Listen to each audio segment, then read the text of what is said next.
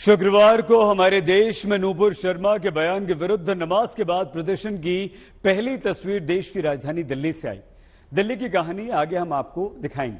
पहले अभी उत्तर प्रदेश चलना जरूरी है, जहां पिछले शुक्रवार कानपुर में पत्थरबाजी हुई थी और इस शुक्रवार कानपुर शांत रहा।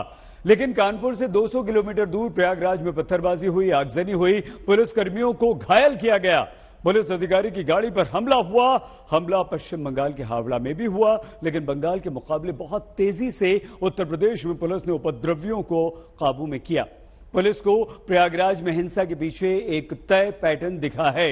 इसे बहुत ध्यान से आप भी समझिए, तब आप जान पाएंगे कि शुक्रवार के गुनाहगार कौन है। भाग जाओ, भाग जाओ, भाग जाओ, भाग जाओ, वरना गोली लगेगी। अब भाग जाओ, भाग जाओ, भाग जाओ, वरना गोली चलेगी।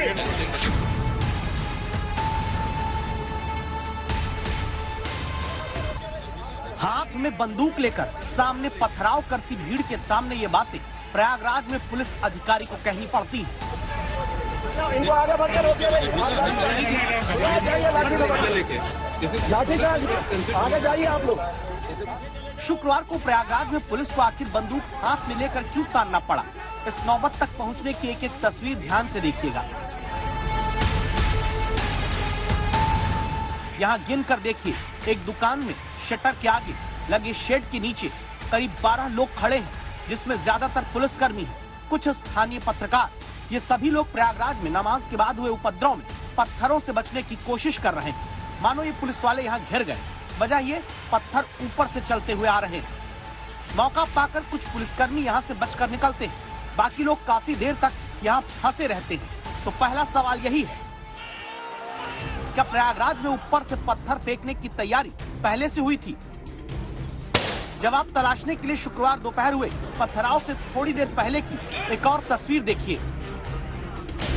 ये पीछे चले जाओ, पीछे हट जाओ, पीछे हट जाओ, पीछे हट जाओ। ऊपर वाला है ना, पीछे हट जाइए, हट जाओ, ऊपर से हट जाइए, अंदर चले जाओ। यानी प्रयागराज में पुलिस अधिकारियों को अंदेशा था कि छत के ऊपर से कुछ लोग पत्थर फेंक सकते हैं, इसीलिए उन्हें ऊपर से हटने के लिए कहा जाता रहा। घर में नीचे जाने के लिए कहा गया, जबकि बाद में छतों से ही पथराव का नतीजा है पुलिसकर्मी पत्थरबाजी में घिर गए। क्या इसकी तैयारी थी? नमाज अदा होने के बाद कुछ लड़के इकट्ठा होना शुरू हुए। यहाँ पर बहुत सारी गलियां हैं, इकट्ठा होना शुरू हुआ और उसके बाद पहले हल्ला गुल्ला करने के बाद कुछ लड़कों ने शरारत शुरू किया और हल्का सा पथराव शुरू किया और पथराव के बाद उनको हल्का बल प्रयोग करते हुए हम लोगों ने वापस से खदेड़ दिया है। नए लड़कों ने शरारत जरूर किया, लेकिन हल्का बल प्रयोग करके बिल्कुल चीजों को शांत कर दिया गया है। नए लड़कों का जिक्र प्रयागराज के एसएसपी करते हैं। अब दूसरा सवाल, क्या कुछ लड़कों का इस्तेमाल करके प्रयागराज में हालात बेकाबू करने की कोशिश हुई? शुक्रवार दोपहर के इस वीडियो को देखिए। इसमें मस्जिद के आगे बैरिकेड लगाकर पुलिस खड़ी है, सामने भीड़ है।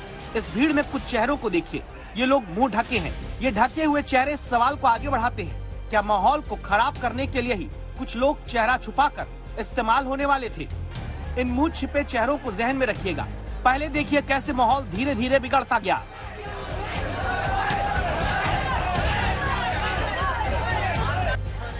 शुक्रवार दोपहर को नमाज के बाद अटाला इलाके में सड़क पर आए उपद्रवकारियों ने पथराव शुरू किया, जिसका जवाब पुलिस वाले उन्हीं के पत्थर से देने लगे। ये तस्वीर देखकर आप सोच सकते हैं कि आखिर पुलिस क्यों पत्थर चलाती है। वजह ये होती है कि पत्थरबाजों के ही पत्थर से उन्हें पीछे धकेलने की पहली कोशिश की जाती है। प्रयागराज में ऐसे पथराव के पीछे भी एक पैटर्न रहा। पुलिस जितना इन्हें पीछे करती, ये उपद्रवकारी गलियों से निकलकर वापस आगे आ जाते। पुलिस के मुताबिक प्रयागराज में एक दिन पहले ही मुस्लिम धर्मगुरुओं और दूसरे प्रभावी लोगों से इस बात की सहमति ली गई थी कि शुक्रवार को स्थितियां नहीं बिगड़नी चाहिए। फिर भी ये नौबत प्रयागराज में क्यों आई?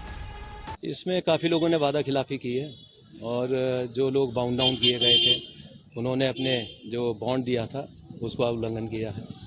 साथ ही आगे छोटे बच्चों को कर दिया, उनके चेहरे पर कपड़े बांध कर, छोटी उम्र के बच्चे 13-14 साल के बच्चे उनको आगे करके और बलवाई उनके पीछे छुपकर वार कर रहे थे। पुलिस के ऊपर लगातार उन्होंने पथराव किया, कई बार काफ़ी उन्होंने मान मुनव्वल की।